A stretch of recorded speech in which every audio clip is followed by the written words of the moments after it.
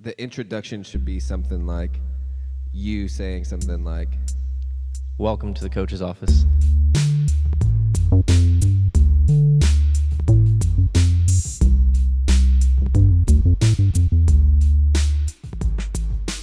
All right, hello. Welcome back. Coach's Office Podcast. Today, we might talk about a few things that will maybe ruffle a little bit of feathers, start a little discussion. We kind of want to do that, so comment below if you guys have questions, concerns, discussion points. We'll comment back. Like, we want we want comments. We want to be able to interact with you guys. So comment below on the YouTube page. If you got Spotify, just listen. Maybe go to YouTube and leave a comment if you want to, but we want to interact with the audience. So for sure. Hopefully there's a couple of clips that you can put on your Instagram or something, and maybe you can comment there too. Yeah. Who knows? We just kind of wanted to start right from the beginning, and maybe we can clip this little short video and talk about one topic, but the CrossFit athletes and health topic that we talked about last time. I'd like to revisit that very quickly. Great. Very briefly. If you watch the video, if you watch our podcast, you would conclude that I would say CrossFit athletes weren't healthy. Elite CrossFit athletes weren't healthy. I was wrong when I said that. And I'm going to go back on that statement because I'm going to say, who are you comparing these elite CrossFit athletes to? Okay. When you're talking about health. So if you're going to talk about health, who are you going to compare the athletes to? The general population? Are you going to compare them to other elite athletes? Because in both of those cases, I actually think they're the top 1% in terms of health in our society or in the world. Potentially. Right. Would you disagree with that statement, or is that? I think. What do you think about that statement? I think the question would be, how are you defining this? How are you defining health? How are you defining health? I mean, using CrossFit's definition of health, which is just fitness over the course of their lifetime. Right. I think you would have to include that in this explanation when you're speaking to everybody. They need to know how you're defining health to make sense of the statement you just made. Sure. I would say that I don't know if it matters what you define as health. All right. Fair enough. I don't think that it matters. All right. I think that CrossFit athletes are actually healthier than the general population. I don't disagree with that. And I would think that they're actually healthier than a lot of other elite athletes. I'm going to take football players, or I'm going to take MLB players, or I'm going to take powerlifters, or I'm going to take strongmen. Yeah. I mean, when you're talking about that, they're just those four examples. Okay. CrossFit athletes are healthier than them. I don't disagree with this at all. I think the elite CrossFitter is the healthiest of all of the athletes, Olympians, any of them. And I'm going to make the argument also that what the CrossFit athlete knows and learns over the course of doing CrossFit and performing the movements, the functional movements well and perfecting them, that they will last longer as it gets to later on in their life. That's why I have the take that I have. And I think that matters and has to factor into health. Yes. So I will reverse what I said in that last podcast, even though it was an interesting podcast. And I'm going to say, yes, at some point you can sacrifice your health to reach a goal and the pinnacle of a sport. But I think in doing so, CrossFit athletes are the healthiest if you are trying to reach the pinnacle and you're comparing to all the other elite athletes. I think they're the healthiest out of all of them. So it sounds like the name of the podcast that we should have done is, what does an elite level have to sacrifice to become elite? Yeah, I think that was a better, and we pulled something that was positive from what they sacrifice. We were talking more about their sacrifices than we were talking about if they were healthy. Correct.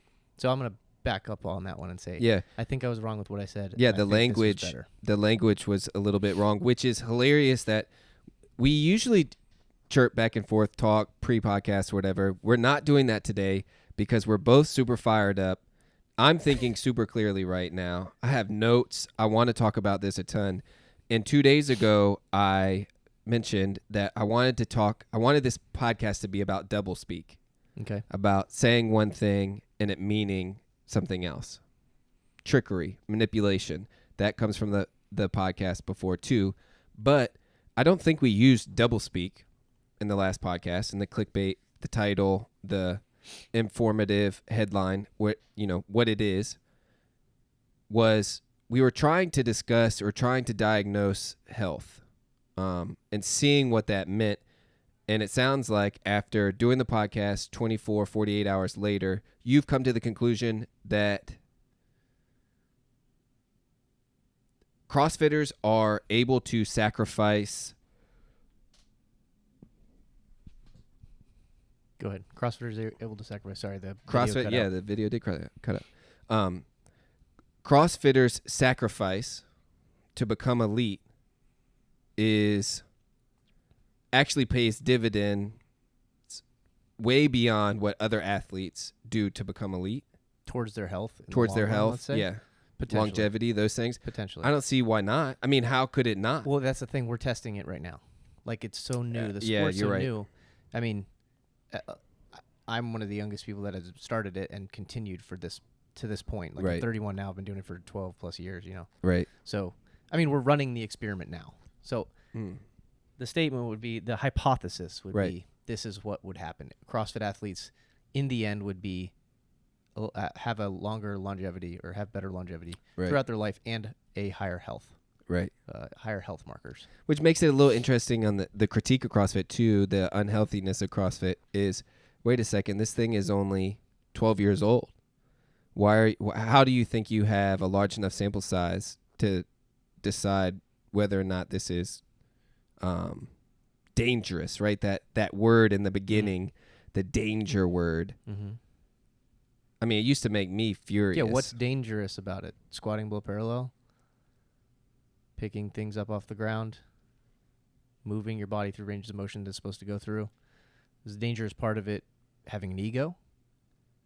Because everybody's got one of those, and some people don't know how to use it. So maybe that's the dangerous part. And I think people are smart, and I think people can figure out for themselves what's better for them, and that they'll find out if they try CrossFit that it's beneficial. Double speak.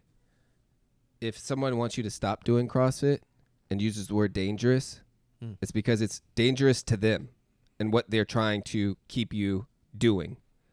So if CrossFit was moving you away from, let's say, eating refined sugar and staring at yourself in a mirror when you went to the gym, tell someone that this thing that's actually going to remove those two things from their life, that they should do that. Come to this gym. It doesn't have mirrors, and we talk about not eating refined sugars.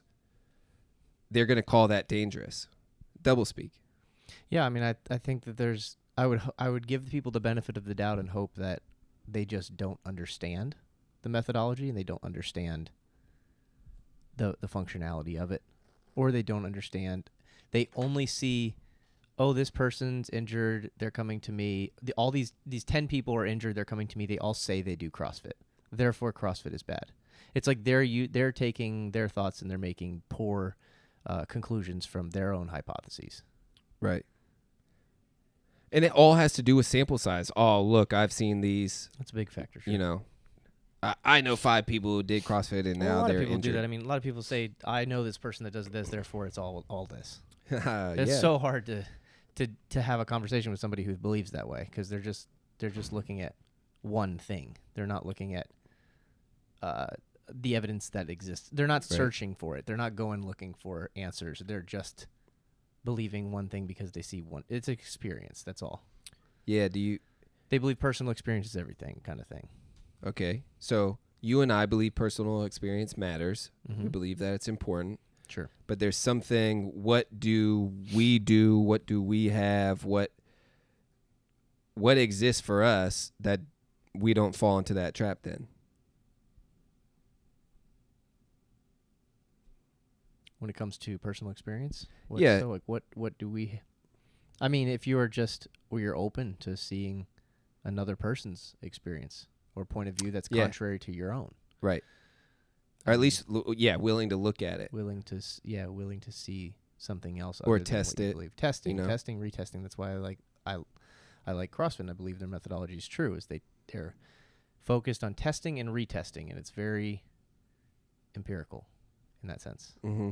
So, yes, coming back to one of the things that I'm talking about with CrossFit, and one of the other things that we want to discuss today, if you don't mind, was the post about Monster becoming a sponsor in CrossFit. Yes. All right. I'm just going to jump into it. We're just going to tangent off. Go here for it. into it. So, I've been receiving a lot of before this. I've been on my phone for like a half hour responding to people on Instagram that have been replying to my story. All I right. posted about my story. The pyramid statement. Yeah, it's on my story now. You can see it, but I think you had 2 posts though. yes, the pyramid statement. Okay. I posted about the athletes being sponsored by Monster, CrossFit athletes being sponsored by Monster. What did it say? What did the post say? The post, they said, it was from the morning chalk up, and it said, will Monster professionalize CrossFit? Then what did you say? I just responded, what do you mean by professionalize? Oh, speaking of Monster. Nice. Yes. Yeah, Thank you. Good timing. Wow, that's Perfect. hilarious. Thank Monsters. you very much. That's right. Ultra. Zero added sugars. I That couldn't can't have wait been better to timing. I can't didn't wait even to talk to him. ingest this erythritol and oh my god. Don't even try. This is absurd. All right, so you they can't even said- pronounce the words on the ingredient list. So the statement was, will Monster professionalize CrossFit? And I asked the question, what do you mean by professionalize? And they didn't answer that question. Nobody answered me. So what I'm assuming they mean by professionalize is bring more money into the sport, because that's all that Monster Energy would be doing if they sponsor the CrossFit Games or if they sponsor athletes. Athletes can do whatever they want. They can be sponsored by anybody. Right. I have no problem with an athlete being sponsored by whoever they want. For sure. And there's plenty of examples throughout sports where athletes are sponsored by Coca-Cola or McDonald's. Or right. name the brand that produces poor nutrition choices and athletes are sponsored by it. For sure. Okay. That's fine. Monster Energy. It's an example. Right. You know, like you can't drink a Monster Energy and say it's healthy. You just can't do it. No. No. So like if I'm an athlete and I'm going to be sponsored by Monster Energy, it's because they have a pretty big paycheck, right? Maybe it's for the money. I don't know. That's what I would assume, right? Why wouldn't it be? Yeah, it seems like it would be just about the money. But my problem with the whole idea of CrossFit partnering with somebody like Monster is that in the past, CrossFit has never gone the way of foregoing health and fitness for monetary gain. For sure. And Agreed. it seems like right now, with the owner, with the leadership that they have, and this isn't like, I don't know if they're being sponsored by it or not, but it would look like they're looking more for on the side of going after the money than it is chasing the health and fitness. Correct. That's why people have a problem with it. That's why I would have a problem with it. But it's just my opinion. So, well, I want to make this very clear. Sam bringing these monsters in here was not planned, other than I asked him to go get monsters and bring them at some point, because I thought it would be funny to have monsters on the table when we're talking about it during this podcast. Yeah. It so happened that he brought them in the second we segue to that is hilarious to me. I didn't lose my track. So, this is where you need to go. This is what you need to explain. This is one of the notes I wrote down yesterday. Okay. Let's process through the levels of what we think make up CrossFit and see if we can bring as many perspectives out and even try and stack them. So, when I say levels, what do you think of? Or what do you think I mean? Levels. Yeah. You're speaking about why somebody would make a certain decision. Yes. So there's certain reasons why someone would make a decision. Let's say I have no income. Monster Energy wants to sponsor me. Mm-hmm. Like, heck yeah. Right. I'm making money. Right. Now I can support my family. Yeah. That's level one. Well, add a name to it. Who in CrossFit, in the CrossFit umbrella, is that person? What do you mean? A very young athlete. An athlete. A young athlete. Okay. An Yeah. athlete that doesn't have a sponsor, that wants to be competitive, that wants to, join in on the competition side of things, but Right. doesn't make enough money to train full time. I want to go to one level before that, which is the just CrossFitter, just the gym attender. Okay. Why does this matter or not matter to the person that walks into this gym? Why does what matter or not matter? Monster wanting to professionalize CrossFit. So this is because I don't believe that you can separate the CrossFit Games from CrossFit, the methodology, and the everyday average gym goer. I don't either. I don't believe you can take any one of those things, and I don't believe they stand alone. So you think it does speak to the average gymmer? You think it speaks to all of these? We think Yes. this speaks to all of these. I believe that How the does CrossFit Games champion being sponsored by Monster Energy has an impact on the everyday average person that comes into a CrossFit gym, whether they know it or not. Correct. Yes. I can try to explain that, and let me know what you think. So I explained this on my Instagram, that CrossFit seemed to be the framework or the foundation of a building, let's say. Mhm. The foundation, CrossFit is the foundation. Yes. The methodology is the foundation. The definitions, the terminology, the high intensity, those ideas, everything they teach you to level 1 is the foundation. And then the CrossFit Games is the result of building that foundation. So if you lay the foundation, you can build a structure on that foundation. The CrossFit Games are the structure that's built on the foundation. And then at the top of that structure, like in a hierarchy type symbolically speaking, the CrossFit Games champion is the pinnacle of the sport. So at the top, there's the CrossFit Games champion. But you can't have that person without the CrossFit methodology. People are like, I got a ton of messages like this. Oh, the CrossFit Games are different than CrossFit, therefore you should let whoever you want sponsor CrossFit Games. No, they're not different. You cannot separate them, and you just haven't thought about it fully. You can't separate them because you don't have a test of fitness. What is fitness? Fitness is defined by CrossFit. Therefore, you can't have a test of fitness if you don't have a definition of fitness. So if I just try to take the CrossFit Games and just make them the games, and I don't call them CrossFit Games, I just call them the games, how am I going to have a test? This doesn't make any sense. Like, logically speaking, you have to have a definition of what fitness is. CrossFit has defined fitness. Dave Castro has defined specific tests for these tests of fitness, and it's laid out every year in the CrossFit Games. Right. Now, I think no matter what, you're going to have the CrossFit Games emerge inevitably. The CrossFit Games are inevitable. Right. Meaning, even if it's just your gym, you're going to have a CrossFit Games, quote-unquote, CrossFit Games champion. Because you're going to have a champion of your gym.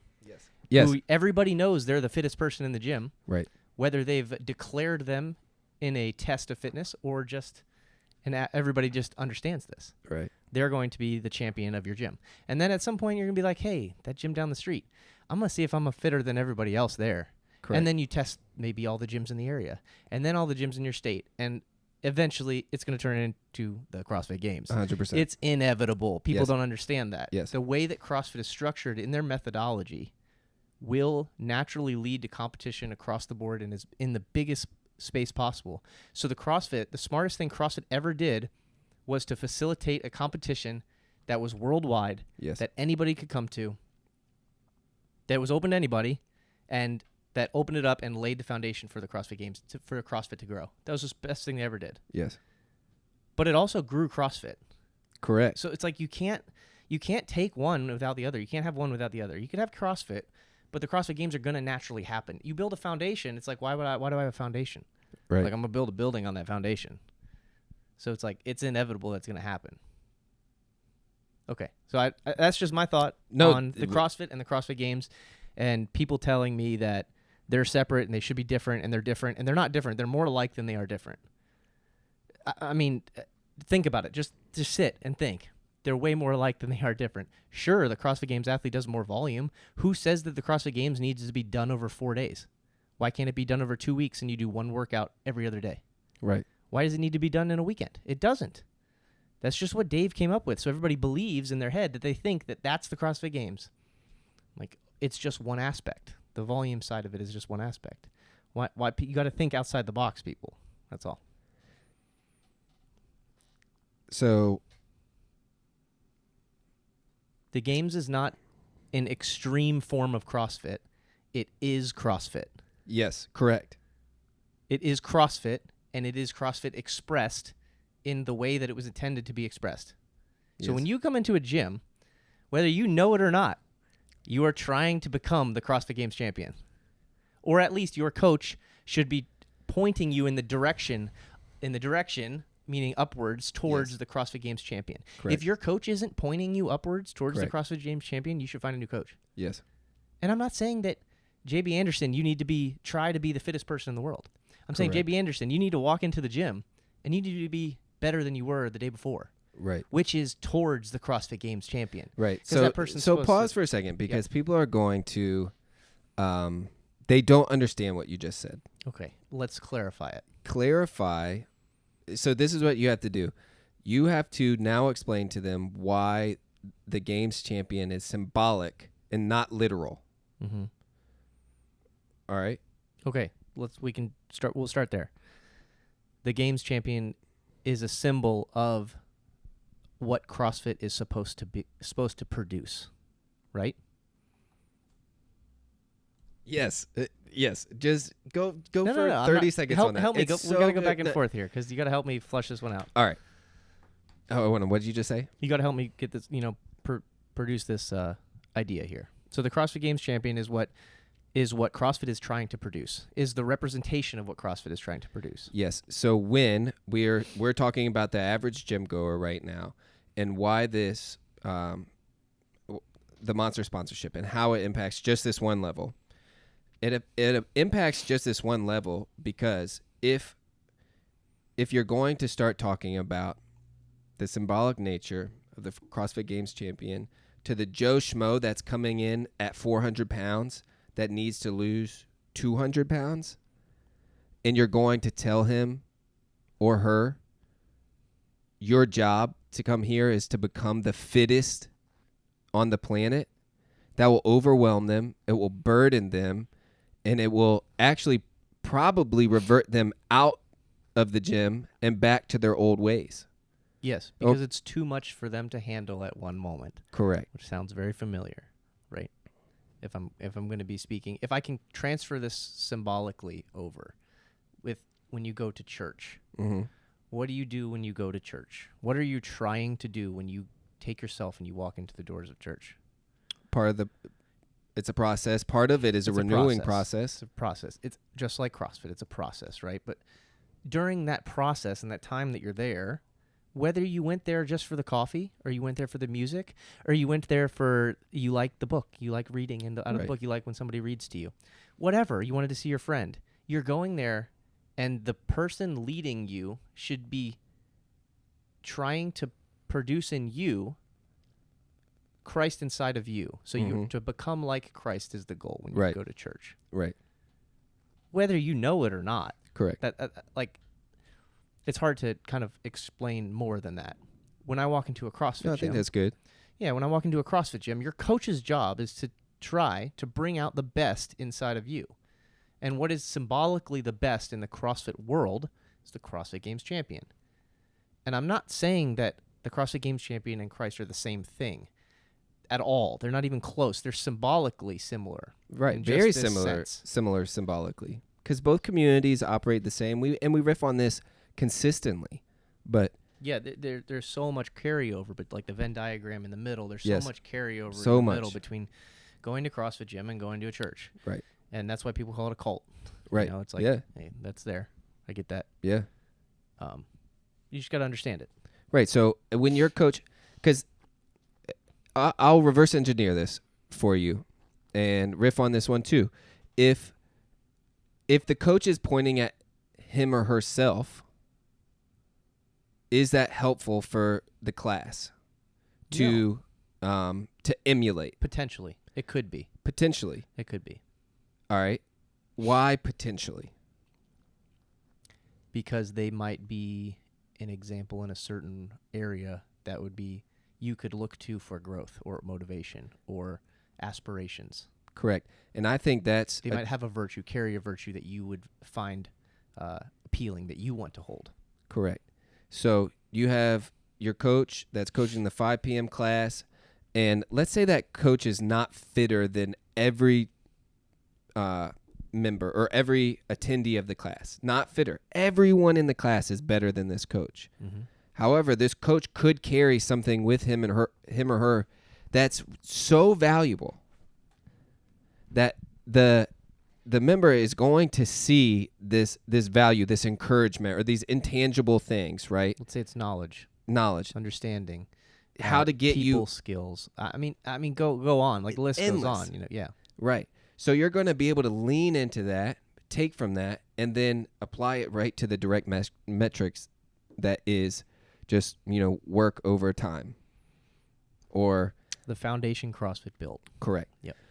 And then at that moment, rather than ego driving in or anything like that for the coach, they get to point at the part of you, right? Like, hey, Johnny, I'm going to encourage you. I'm going to equip you with this knowledge. I'm going to help you with some good cues or whatever it is, because I want you to be better today than you were yesterday, or at least have a shot at doing more than you did yesterday, or growing, right? Just growth in some type of way.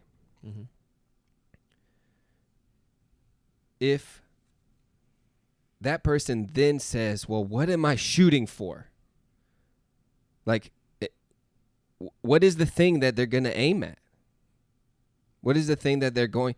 Because you need something to keep you from walking around saying, I'm the best. This is true as well. This is a point that you've always made. I always make this. And it's nothing. I've never heard anybody else talk about it. But it makes a community really special. Yes. If this spirit is, let's say, passed throughout the gym. Yes. So what is that? Why is that important? One of my many obsessions is like the last 70 years of drug dealing. Organized crime could probably be more of a specific term. And there's a reason that it's so fascinating to me, is that it really models. It's supposed to be the hidden world, but we know a lot about it, and we've documented a ton about it, and people have been fascinated by it. And so this hidden world has actually become made very known. And so this thing that's supposed to be done in the secrets and the shadows that no one's supposed to see is now actually in the light, and everyone knows for the most part. However, there's still current organized crime going on that's in the shadows, and you may not see it. But if you paid attention to the past organized crime, you could probably tell when you pull up to a CVS if that car 4 rows down might just be sitting there waiting to do something sketchy. It doesn't matter. Okay. But I got fascinated with this because no one was ever safe. No one. Pablo Escobar was not safe. He was the government. He was the baddest of the baddest. Okay. All right? He was the pinnacle. Sure. If you wanted to reach... Of criminals. So if you have the criminal hierarchy... he was the pinnacle. Of the criminal hierarchy. He's what everybody else aspired to be when they were growing up as a criminal, a young criminal, whatever. Sure. That's what they thought. I actually have... He's the best example. He's not actually the pinnacle, but he's the best example, just to let you know. No, just for anybody that's watching this that actually knows I can't help what you in I this know. realm. Yeah. You'll see it. But he's the pinnacle. Mm-hmm. That's it. What happened to him? They came for him. You don't stay on top long. If you walk around, if you're the number one spot, that means everyone else underneath you is pointing at you, is coming for your spot. Okay. Their attention's on you. Their desire is to unseat you. CrossFit mimics this every day in the gym. That's why it's so beautiful. That's why it's symbolically with the hierarchy of the CrossFit Games champion at the top. Yes, the CrossFit Games champion at the top, just like Pablo is at the top, just like the 5 p.m. has a top. A 4 p.m. has the top. Yeah, each class you have a each class has the top, to whatever. Shoot for during that class. Right. Yeah. And that varies somewhat. And yes, a little bit. And you all know that because of the way CrossFit is. But the point is, you know who you're kind of chasing. Like, even when the workout starts, you know who you're looking at to see if you're anywhere near it. Okay. When that workout is done, when it's all said and done, and that person is walking around the gym, because it's not me, and their chest is poked out, and they're like up on their high horse, and if they go the route of ego, of look at me, I'm the best, I just point at you. I'm like, shut up, Greg. You suck compared to him. There's always someone better than you. Always. Right. You don't ever want to get caught slipping in that manner. It's a bad place to be, a bad mindset to have. It goes on and on. Because you're focused on something else other than just trying to be the best version of yourself. Right. Your focus. It's like when they say at CrossFit Gym, check your ego at the door. 100%. Yeah. And there's Why a very I check my, it's like I can tell you why. Tell people why. I can tell you why right now. Right. Psychologically, if that situation that I just explained happen, and they're like, "Oh, that's cheap. You can't point at Ben. He's won the games. And I would say, "No, what you're doing is cheap." It's the exact same. You're belittling everyone for what reason? It doesn't make any sense. I don't understand why you're going to use, when I say, hey, like, and this is only in a specific circumstance, when the person that won wants to peacock. Mm-hmm. There's a reason that there's a competition to determine the very best of the best. Right, go compete in that competition. Go compete in that competition. Yeah, absolutely. That's why I only compete in the open. Mm-hmm. There's a reason. Like, everybody's like, oh, why don't you do local competitions or this or that? I'm like, I'm protecting myself personally from this peacock thing that I don't want to do, that I don't want to be about. And I'm actually going to guard myself in that. Okay. And it's actually become pretty easy to guard myself in that because it's much more enjoyable. This place is so much more enjoyable when you don't do that. It's super fascinating. The gym is more enjoyable. The community is more focused on one thing, which would be themselves getting better individually, and they know that there's not other people just there trying to smash them. Right. Sure. Okay. I see what you're saying. So now it's interesting because you pair that with be your very best, and you might actually be the baddest at the 5 p.m. Mm-hmm. That might actually be you. Yeah, like, so if you orient yourself in the way of, I just want to come in and try to be my best, you can actually be the best. But if your goal is, I just want to be the fittest in the 5 o'clock, that's as high as you can go. Right. You can only be the fittest in the 5 o'clock. Right. You can't be any better. Right. And then somebody will remind you that the 4 o'clock fittest is much fitter. I don't even have to point. It's just so you stay in that constant state of, I'm just going to work on me. Yes. And I'm not going to point a finger and say I'm better or I'm worse or I'm this or I'm that. I'm just going to focus on me and what I can do.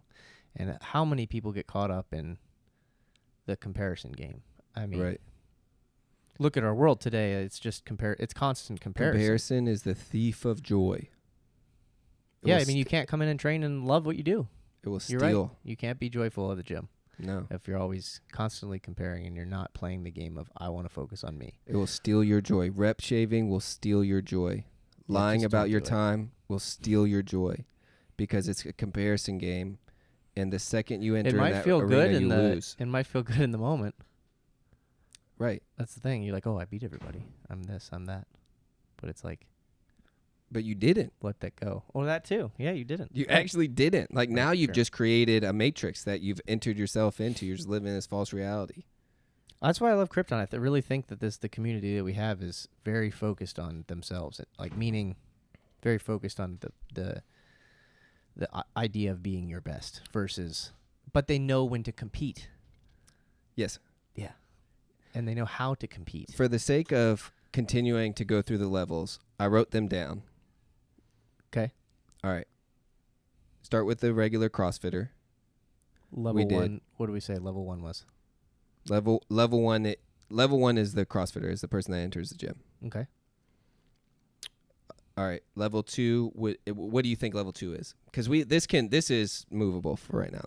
So we define the levels as the reason why you do what you do, right? Yeah. Yeah. Pretty close to that. So level 1 would be what? Coming into the gym to participate in CrossFit. The methodology. You go through what you're saying because I gotta hear what you're saying. So, just explain it and we can talk about it. Yeah. Open. All right. The next level is the gym owner. And remember, this is all in regards to Monster professionalizing CrossFit. All right. So the first level is the person that walks into your gym. We've talked about that a lot right now. Now you got to talk about you a little bit as sort of the gym owner, or why this would affect a gym owner. Why? Okay, so why Monster Energy would affect each of these levels? I was confused for a second. All right. Why Monster Energy would affect each of these levels. Okay, so we talked about the first person, why it affects the gym goer. Yeah. Because that gym goer, we didn't quite finish that one. So why you're placing a responsibility on the person at the top of that hierarchy. Correct. Because you're saying everybody's shooting for you. Right, and they represent CrossFit. And they represent the pinnacle of what CrossFit can produce. They don't represent CrossFit. Yes. They represent what CrossFit can produce. Correct. Right? So you want CrossFit to produce something virtuous. Yes. You don't want it to produce something that's focused on money, let's say. I believe so. Or you don't want them to promote something or produce something that's unhealthy. Correct. Because CrossFit represents health and fitness. So you'd like what it produces to be something true. And that's also how you know something's true, is because what it produces is good. Mm. Okay, right? Mm-hmm. So there's another part of that I've never thought about. So if CrossFit is going to point to the CrossFit Games champion as what it produces, it has a higher responsibility on itself, or him or herself, to represent themselves well. Yeah. Just like a celebrity is nowadays, and just like a movie star. I'm trying to think, a professional athlete, right? They have an image. They have a thing that people watch them for, Correct. A reason they watch them. This is why people loved watching Rich win. Yes. Because he carried himself in a certain way. Yeah. It had a very good story, too. And it wasn't hidden. No. He was very transparent. He was very authentic. Mm-hmm. He was himself. Mm-hmm. And he put himself out there. And the CrossFit community absolutely loved it. Yeah. And they held him up as this pinnacle of what CrossFit can produce. Right. And it wasn't, and it was deserved holding up, too. He won. Mm-hmm. Right. They held up the thing that should be held up. Right. And you see everybody pointing to that. Correct. Right? You pointing to him. Correct. So if he was sponsored by Monster Energy, let's say, right, it affects his image, right? It affects how people perceive him and his character. Pause. It would at least do this. It would convince me as a 12-year-old. No, this is the wrong example. I wasn't 12 fine. at the time. Go there. That's fine. It would convince the 12-year-old mm-hmm. Monster is part of the reason Rich succeeded. That's why Monster wants to partner with athletes that uphold themselves to a high standard. Correct. And win. Correct. And that's why there's a responsibility on people who win and are in the public eye to uphold certain virtues and values. Right. So we're really dissecting. You have to. The morality and the ethics of partnering with something that you personally know is not good. But this one is such a clear, easy example. Yeah. Of, agreed. Hey, this drink's probably not healthy. You're only signing with them because of the money. And if you say anything else, you're lying to me, and now I know you're lying to me, and now I'm going to be skeptical of everything that you say in the future. Right. So tell me the truth. Right. Just tell the truth. It. And it's like, I don't want to see the CrossFit I love and have grown up with to go down that road of every other sport. So it's like, why is it okay that MLB and NFL athletes are sponsored by McDonald's and Budweiser and Coca-Cola? Why is that okay? And why do you have a problem with, why do people have a problem with CrossFit, being sponsored by Monster? So now we're dissecting the different levels, that how it would affect each person. So it would affect the gym goer in that sense, that it would, in a sense, tarnish the reputation of the person who's at the top, that the pinnacle of their sport is doing something for, let's say, the wrong reasons. Not saying anybody's perfect, because nobody's perfect. Don't be looking for somebody like they're perfect. Like, you're just going to be let down. Correct. We all know who to look to if you're looking for somebody who's perfect. Right. Exactly. But outside of that, you're going to be in trouble. Yeah. All right. So the gym goer. Did we cover that one now the gym owner. Sufficiently? Yeah. Okay. I think we did. Now the gym owner. Okay. Does it Gym mean anything owner. for you? Well, I have to explain this to my people that go to the gym. So this would need to be explained. That's kind of why we're podcasting. Right. But how would it affect the gym owner? I don't want, personally, the brand that I'm representing, when I put CrossFit on my, right. I pay for a CrossFit sign and it hangs over my doorway. Right. I want that brand to be true and authentic to themselves. Right. I don't want them to be a sellout. Yeah. I don't want them to go just for the flashy object. I don't want them to sign with a company just to make money. Mm-hmm. I would like them to make money because I'd like them to stay in business. Right.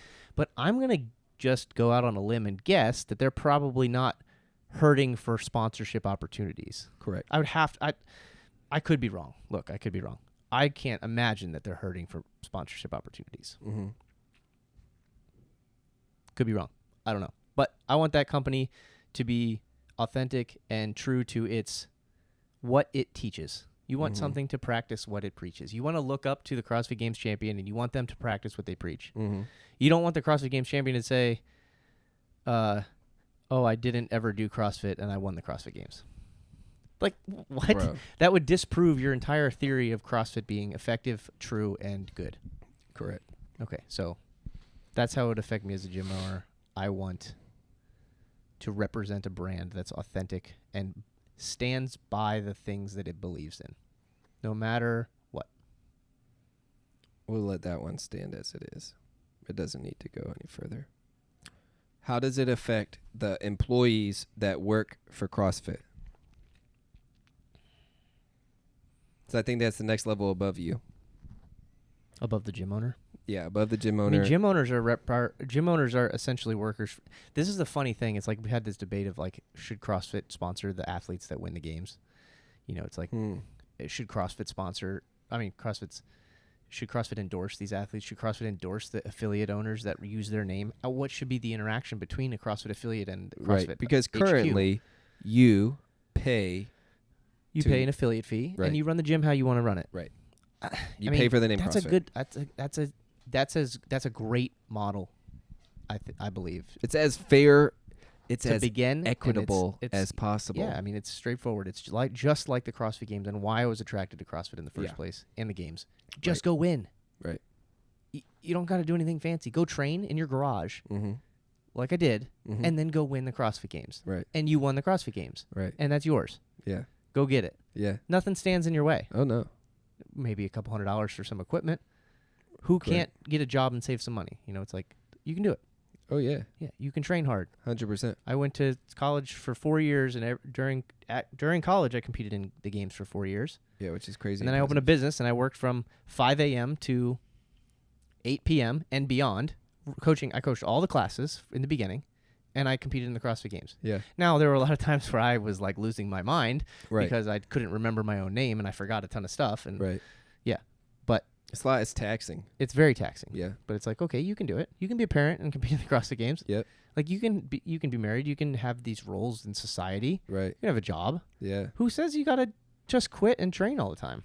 Now the year I won, that's what I did Yeah. because that's what I believed that was necessary. Mm-hmm. But I don't know if it's completely necessary or not. I have not done that without training full time. Mm-hmm. So I don't know. Right. But, I mean, coming back to if I'm working for CrossFit, how would that affect me? And this is why I thought of this example, was this conversation is happening at CrossFit HQ. They gotta be. The people there are talking about this. Has to be. So I'm like, why are you making the decisions that you're making? Right. Are so they how does it strictly affect, monetary? Yeah. How is it affecting them? Is Monster Energy going to come out with a sports line that's completely different than what they've already produced? Correct. Like, does Monster Energy want to branch out into something else? Right. Which is great. That'd be great. But that's not the image they have right now. Or are they going to take over some type of decision-making ability and or influence decision-making at HQ that then affects these employees' jobs? Yeah, I don't know how much of that. I don't know what it You- entails to be a partner of the CrossFit Games. Well, or you- like CrossFit. I don't know how that works together, Right. and we don't know that that's the case. Of course not. So all we know is that Monster's stepping their foot in the door by sponsoring athletes. Right. Which we've agreed is totally fine. Correct. Yeah. If We're talking about hypotheticals, I guess. Oh, for sure. Mm-hmm. We're just brainstorming that this affects everyone. Potentially. Mm-hmm. Even the employee. So the next one up would be management. Management of CrossFit. okay.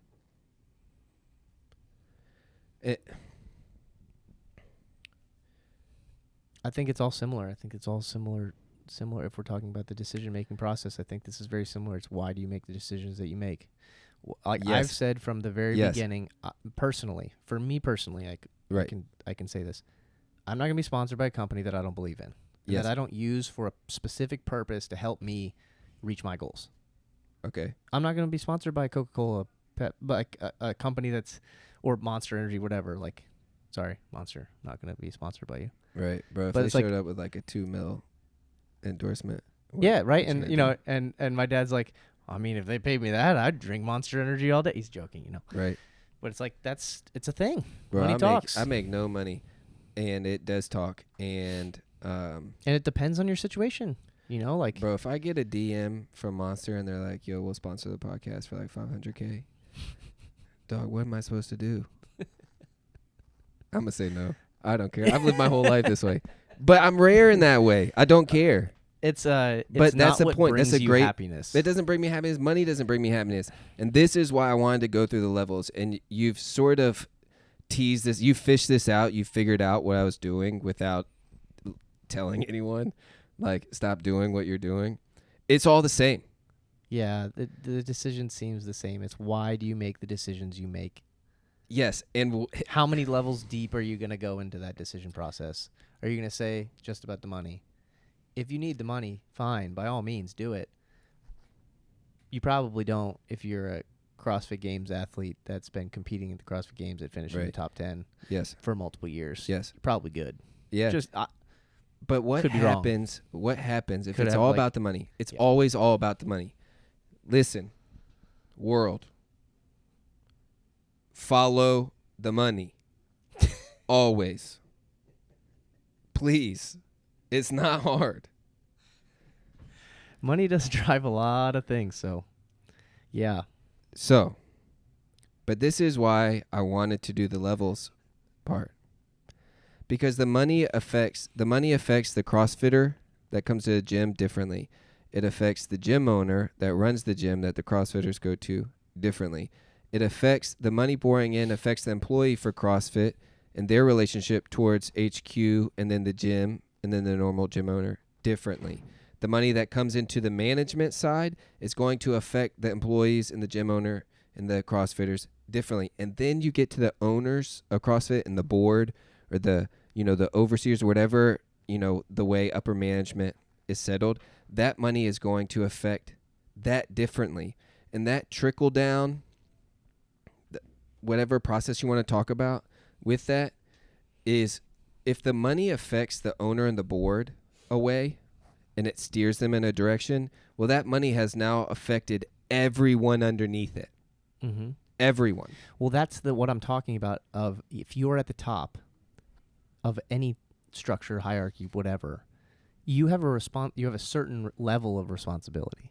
I see what you did there. Do you see what I'm saying? I see what you did there.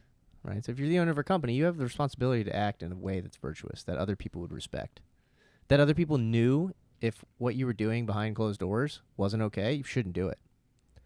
I used to go to this basketball camp when I was a kid. It was called The Factory. It was in Fredericksburg, Virginia, at Chancellor High School. One year, I won every award.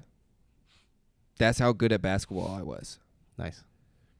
On the back of the T-shirt from the year I won every competition, every single one,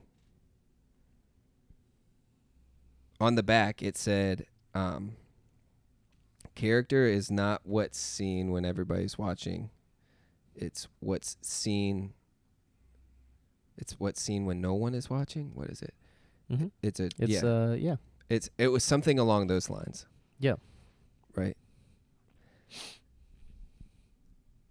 I've never forgot it. Still have the T-shirt. I love it to this day. Mm-hmm. And the listener might be saying, "Oh, JB just did the ego thing where he presented himself as the best." Well, I won every award in the lowest category of competition. So, when my homie, his dad came up to me afterwards, and because he had got there late, he didn't see anything, and he asked me, "Hey, what did Jeff win?" And Jeff was this amazing point guard. I was like, he didn't win anything. He was like, "What?" And I was like, "Yeah, well, Jeff was 12. I was 12. Jeff was 12. I played with all the 12 and 13-year-olds. Jeff played with the 15, 16-year-olds. Mm-hmm. It's in a different league. But Jeff was good enough to play 4 years ahead of himself. Yeah, right. But he didn't walk away with any ribbons. His sense of satisfaction or his sense of joy from playing didn't come from the awards that he won. Uh-oh. Yeah. Right? Oh, yeah. Okay. Oh, yeah. But it doesn't, yeah. So, it's very... something else that I think is crucial to this is things are usually not as they seem. So when you write up... Well, this comes back to the whole... Yeah, go ahead. This comes back to your doublespeak comment. Things aren't usually what they seem like. So what do you think they mean when they say professionalize? Because I think it's asked doublespeak. Them. They didn't answer me. Morning chalk up. Answer what I said. I don't know. I think it's doublespeak.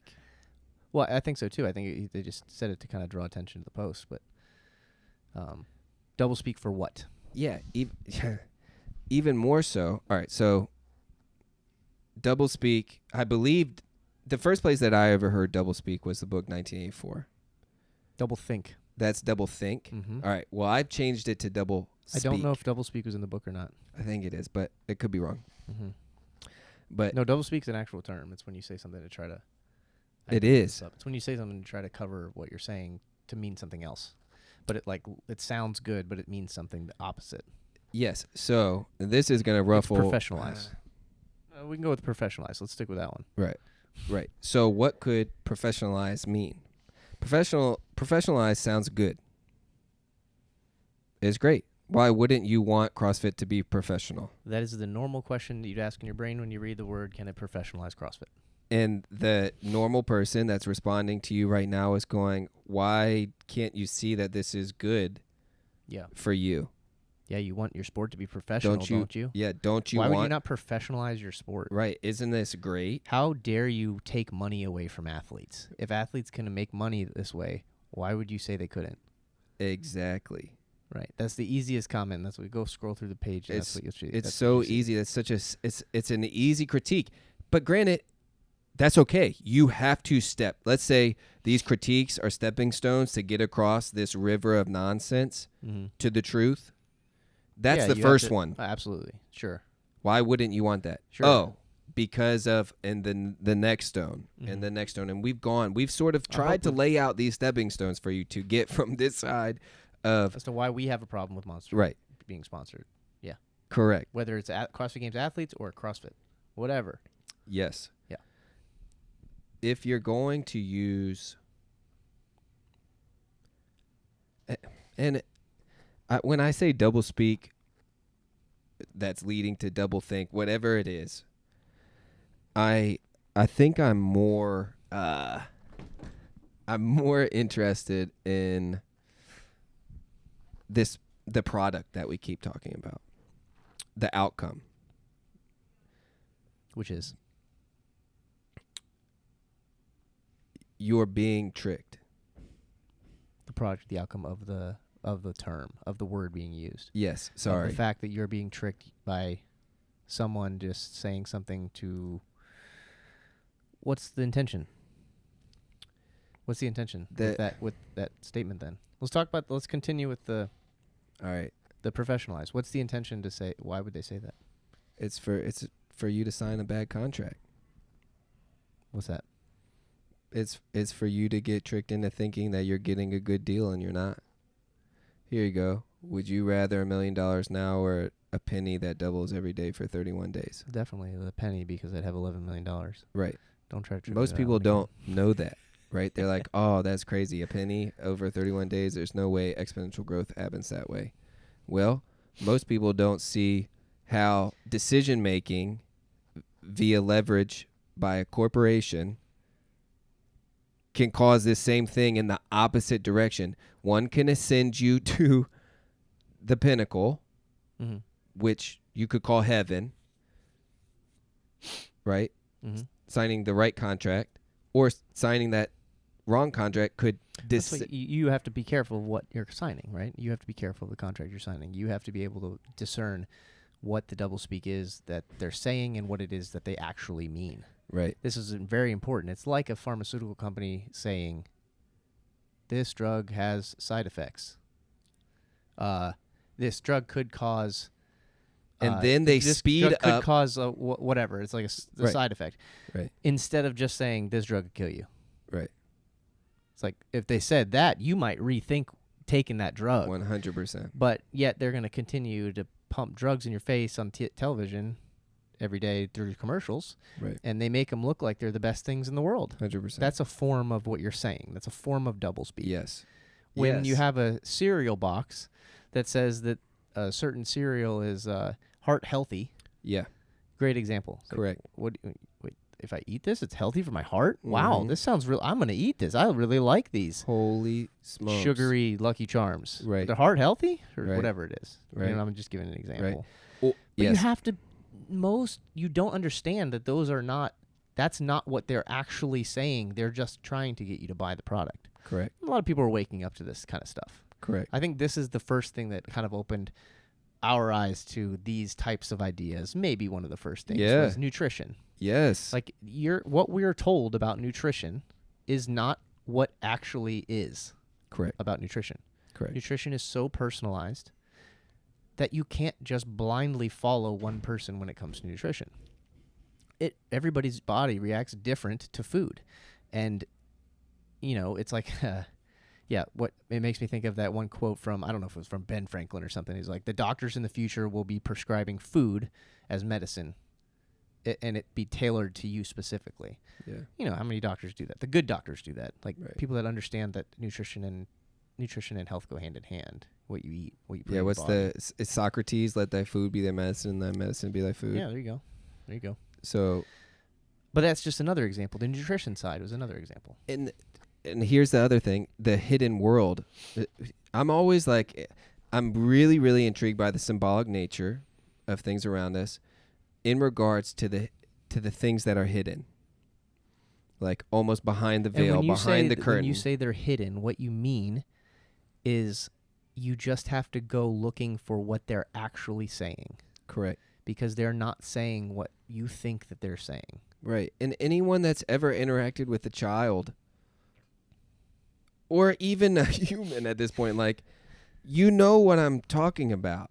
Like, the lies of omission or commission. Those are the worst. Like, you understand this. And for this one, I'll just stay on the nutrition side. And I say, me and Ben talk about this so much. Ketchup. Do you know the ingredients and ketchup? Do you know what's supposed to make up ketchup? I've looked at them. Yes. What's No, supposed do you what's know supposed to make up ketchup? Do you know what the ingredients tomato that they put on the bottle? Okay. Mm-hmm. All right. A tomato, and do you know there's only one other ingredient that makes up ketchup? Water. Nope. Vinegar. Vinegar. Mm-hmm. Those two things. Your ketchup bottle should say tomatoes. It should say ingredients, vinegar, colon, tomatoes, comma, vinegar. That's it. Go and look at your ketchup bottle. See what's in it. No, it doesn't just say those two things. Oh, no. Now ask yourself, why does it have more things in it than that? It's a great question to lead you down a great initial path of understanding something.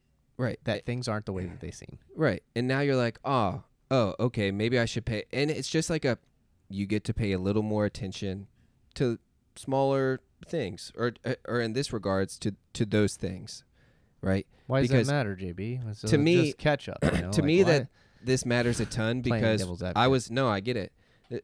To me, this matters because I know a lot of people who want to lose weight and are doing a really, really, really good job at paying attention and getting into the gym and going for walks and, changing their lifestyle and those sorts of things. And then they don't know that sugar's hidden in everything. Or they don't know that some trans fat is hidden in this, or this vegetable oil or canola oil or anything like that. That's a big one that I have a problem with, is the vegetable oil in all kinds of food. It's wild. You ever spilled that stuff on you and try to get it off? Yeah. Yes. Imagine what that. I don't know. No, man. Seems very tangible. Right. Example of evidence that hey, that stuff's weirdly. It's not hard. Go and look up. Just go and do a minor search on canola oil. Just go and look at what. I'm pretty sure canola oil is a carcinogen when heated. Well, you can they take some of the oils from restaurants that they can't throw away. They have to get rid of them because restaurants have to get rid of the oil. They can't just throw it away. Okay. They have to have somebody pay to come take it away. People were using it, and they could use it in their cars for fuel. What? Yeah, you can use it as, because it's kind of the same thing that's in part of it in so fuel this or is, whatever. But you're way smarter than I am. I didn't know that's a thing. That's know. incredible. But anyways, things like that, it's that's in your food. It's things that you just don't know. Right. So you have to do your own. You want to hear the next reason why this bothers me? Yeah, I remember you said you don't like being lied to. I hate it. And I remember I asked you this question before. Yeah. I absolutely hate it. And then who doesn't? Or who does like being? Nobody likes being lied to. However, there's this thing. There's this gigantic problem that arises when you bring up this conversation to somebody that's trying to do their best or whatever. And it's usually met with some type of blockade from the person you're talking to, because the person that you're talking to usually isn't a vessel that wants to receive this. It's because if I accept this idea that sugar's in everything, including ketchup, I have to change my whole framework of how I look at food. Right. I have to change what I eat. I have to change it. It places a evolutionary quote unquote pressure on you to change. Yes. And that pressure is uncomfortable. So if somebody's telling you something that you've never heard before, and you don't know that it's true, but it might be true, right? You should probably drop your ego and look into it, because if it's true, right? Yeah, you understand why you're uncomfortable. The uncomfortableness is because it's placing a pressure on you to change. Yes. And it's just changing your thoughts. Yep. I took a psychology class for seminary 4 years ago. Don't remember anything from the seminary class other than this quote. Unwanted criticism, or unwanted advice is always received as criticism. Yeah. Hey man, there's sugar in that ketchup. Why? I can't eat this. I can eat this ketchup, and then twice as much ketchup goes on the plate. Sure. You're like, no, I was just trying to tell you, man. I didn't know if you knew that there's ketchup and the sugar and stuff. Just trying to share something. My bad. Because it helped me. Because it helped me see clearly. I'm just kind of trying to clear it up. Right. You remember when you asked me how I lost that weight 2 weeks ago? This part of that. No. All right. Not telling you anything anymore. Like, and then all of a sudden you fall in this weird place of how do you give anything away if you're always being received as a critic? Yeah, or criticizing, yeah. And it's like, hey, and this, man, I can flow this right into you don't want your body, you don't want to be lying to yourself about what your body's doing. So if there are hidden things that are preventing your air squat from being what it should be, you should have a problem with that and try and search that out and figure out what's hidden so that you can go in and correct your air squat. This is my job as a coach is to not come across as a critic. Mm-hmm. When I coach, I'm not trying to come across as just trying to criticize you for the sake of criticizing you. Like, I have to know and you have to know that I'm trying to do this for your best interest, which is an interesting dynamic because it's not like that with your friends or family. Right. Like, it's not like they don't, for some reason it's not perceived that way, but when you walk into a gym and they're coming into your gym, you know, they have to know, you have to build that relationship of trust and know that you're trying to help them see something that they don't see, something that's hidden, something that you see but they don't, right? Right. Yeah. It's one of the rewarding parts about being a coach is helping other people see something that they don't see. Yeah. And then this is where I think that it's natural to want to share that. That religion, Christianity, any religion has has done a disservice to people for a while now, which is it doesn't have a good job. It doesn't do a good job of pointing out the hidden and helping.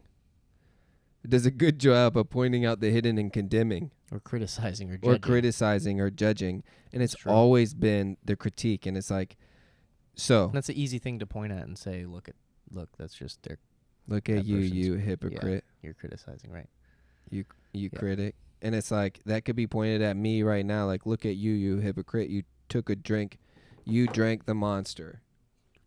Yeah, as you're having a podcast about how Monster's bad. Yeah, that's 2 sips. I understand.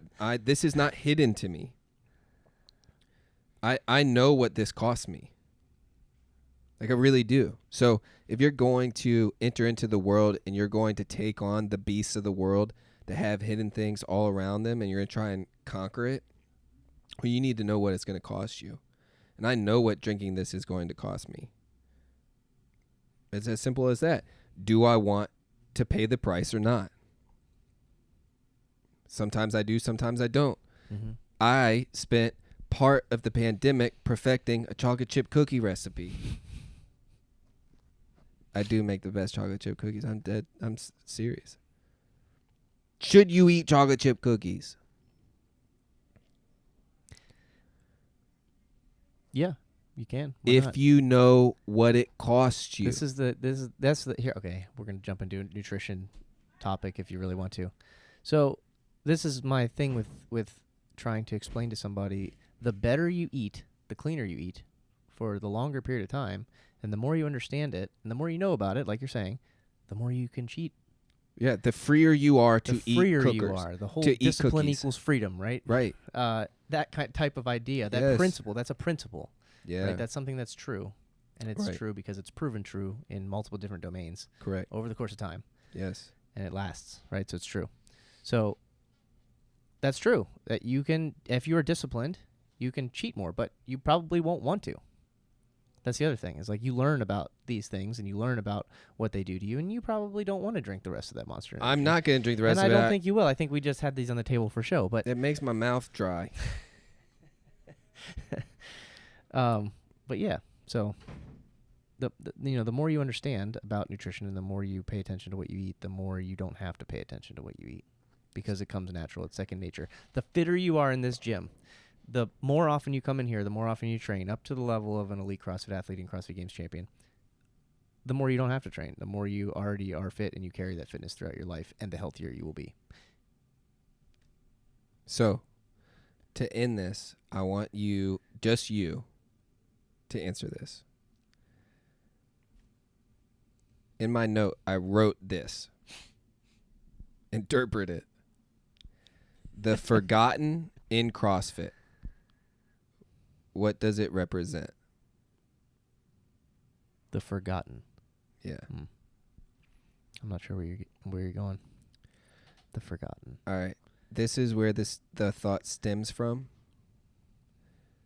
Most people in your gym currently have no idea what the girl workouts are.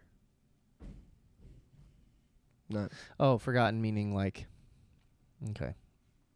Meaning like old benchmark workouts or why you do what you do. The beginning. Or, yeah. The beginning. Oh, you say the beginning. I'm going to call it the framework. And yes. The foundation. CrossFit is what CrossFit is. Yes. People forget what it is. Yes. You've forgotten what it is, and now you're falling victim to the word professionalize. Yes, 100%. If you remembered what it is, yes, then this wouldn't be appealing to you unless you were an elite level athlete and they were trying to stroke you $1 million check. And if you're getting stroked $1 million check, you probably have enough money as it is. That's just my opinion. You're just being tricked. Or at least you're being compromised in some way. Deceived, I don't know. So, But I mean, good luck. You know, like, I don't know. That was a good swing back to what we were talking about in the beginning. Little punchline there. I liked Cheers. it. Thanks for listening, guys. If you have comments, drop them below. The sponsorship, the podcast is sponsored by Cativa, not by Monster. We'll take those Monster. CBD company, Portsmouth, Virginia. Check them out. We'll leave the link below. We got a little 15% off coupon, so use that code. But yeah, we love them. We thank you for you guys for listening, and leave us comments below. We want to start a discussion. Let us know what you think. Let us know what we're missing. Tell us why we're wrong, and we'll talk about it in the next podcast because we want to know why we're wrong. 100%. Because that makes us better. Amen. Thanks, guys. Cheers.